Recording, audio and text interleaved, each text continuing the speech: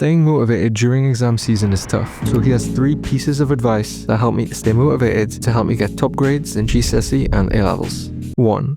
Mentality. Whenever I sit down to study, I think to myself that there are countless other students who are also putting in the effort at that very moment. Even when they feel exhausted or feel overwhelmed, they push through because they have a goal in mind, achieving the grade that they want. They understand that time is limited, especially with exams back to back, and they are determined to make the most of the precious time they have before the next exam.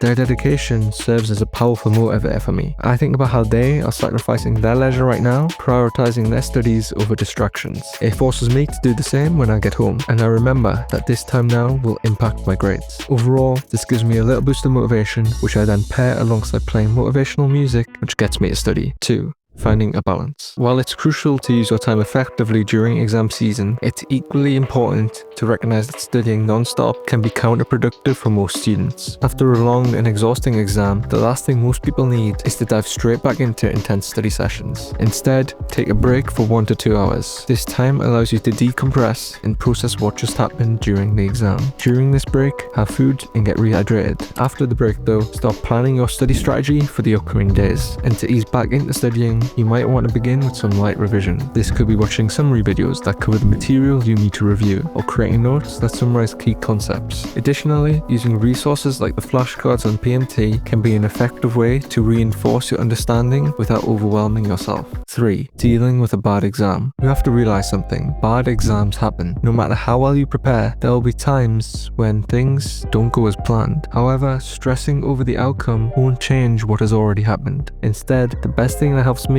is talking to someone about how the exam went and sharing my worries. After you've had a chance to share these emotions, take a break as we discussed earlier, and then realize that you can't change the past, only affect the future. Focus on the work you can do now to prepare for your next exam. While the previous exam may linger in your mind, it's important to focus more of your energy toward making the most of the upcoming opportunity. Use this experience as a learning moment to identify areas where you can improve. You never know, your next exam might turn out better than you expect. And by the way, I'm Soumya, and one of the most important things that helped me get top grades was using past papers effectively. But most students don't use them to their full potential. But I've got this video that shares my 6-step past paper framework that might help you get the grades that you want.